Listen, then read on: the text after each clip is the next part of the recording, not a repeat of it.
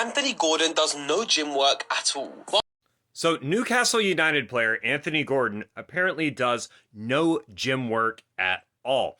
Let's see the justification and rationale as to why he doesn't do any gym work at all. Premier League players are in the gym lifting, stretching, rehabbing. Anthony Gordon does none of that. The Newcastle winger takes a completely different approach. He skips the weights and avoids the physio room entirely. No massages, no resistor machines, and no tailored strength plans. Why? Two reasons. First, Gordon believes the way he plays, explosive, agile, constantly moving, doesn't need extra bulk and weight. Doing so, he says, could mess with his rhythm. So for starters, I want to point out, even in the video itself, they mentioned that the majority of Premier League players do in fact follow strength and conditioning plans. They lift weights, they do plyometrics, and they also go to the physio to recover and rehab from injuries. So if this is true, Anthony Gordon is the exception, not the rule. But on the points of him being an explosive, agile player that does a lot of high-intensity running, the idea that lifting weights will just make him bulky and incapable of doing this is just empirically false. We have plenty of evidence showing that weight training does in fact increase sprint ability, including repeat sprint ability. Acceleration and deceleration are also primarily about how much force we can apply into the ground. That way we can accelerate to speed or decelerate so we can change directions. Also, on the point of gaining too much weight, gaining weight is only a negative if it's not contributing to your propulsive muscles. So if he's making his quadriceps, hamstrings, glutes, adductors, and calves bigger, they're allowing him to propel himself from the ground far further. Now, is it plausible that you could gain too much weight and it does slow you down? Yes, but that's going to be mostly a diet thing. If he gains a lot of excess body fat from bulking and he has a huge gut, that might slow him down. But that's not what this video's saying. Let's hear the second reason. Second, he's cautious about overloading his muscles. With the intensity of training and games alone, he feels gym work would only fatigue him further and increase injury risk. Instead, he tailors his own recovery with daily stretching, yoga, meditation, ice baths, and cycling for active recovery. And considering he's only ever missed 12 out of over 200 games, you'd have to say that his method is working out perfectly. So the second reason is he thinks that lifting weights will only increase fatigue, increasing the likelihood of injury. And once again, this is just empirically false. The scientific literature is pretty clear on this. Lifting weights and resistance training can actually decrease injury rates in soccer players and athletes in general.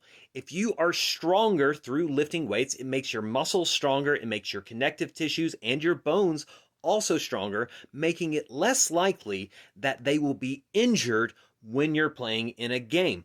Also, on the point of fatigue management, weight training and resistance training is a lot less fatiguing overall than endurance training or repeated sprint actions such as what you would do in a soccer match. So it seems highly unlikely that the gym is just going to fatigue him to the point of increasing injury risk, to where a lot of other kinds of training, including just the high demand of many matches during a season, is actually more likely to increase that risk. Weight training can help mitigate that risk in many ways. But also it mentions his preferred recovery methods. Well, for starters, there is really no evidence showing that stretching actually reduces injury rates. It feels good and can acutely give you the benefit of less soreness, but doesn't really reduce injury rates. Massage, same type of thing. It's not going to reduce injury rates. Now, meditation plausibly could reduce it marginally, but that's mostly because when you are relaxed and you are not high stress, you are less likely to get injured. However, that's not going to make your muscles and tendons and other connective tissues more resilient from injury like resistance training will. Strength training strengthens them and makes you more resistant to injuries.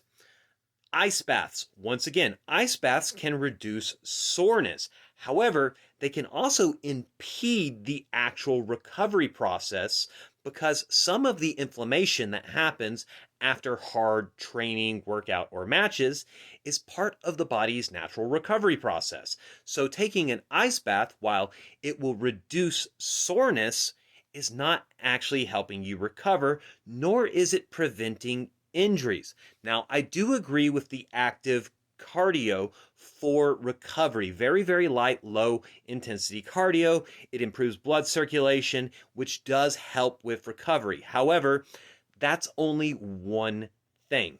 At the end of the day, what do I make of this video? Does Anthony Gordon skip the weight room, and is he correct for doing so? Well, I don't know if he skips the weight room or not. The video itself mentions that the overwhelming majority of Premier League players do in fact participate in strength and conditioning programs. Every Premier League club has a strength and conditioning coach, which writes tailored programs to all of their players.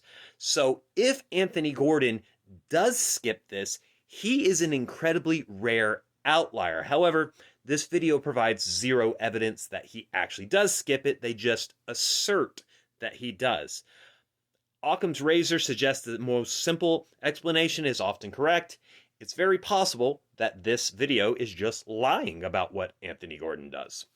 So, as far as Anthony Gordon, let's just assume for 1 second that he actually does skip the weight room entirely, doesn't use it at all. Is this for you, and should you also skip the weight room for the reasons Anthony Gordon does? No. Anthony Gordon is one guy. The rest of the Premier League does strength and conditioning and weight training. So what's more likely to be true? That Anthony Gordon, one guy, is correct, and everyone else, every single player, every single coach, and all the strength and conditioning and fitness staff are all wrong. But Anthony Gordon, that one guy, is correct. Most likely, Anthony Gordon is the one that is either incorrect or he's an extreme outlier that is successful in spite of not doing everything correct.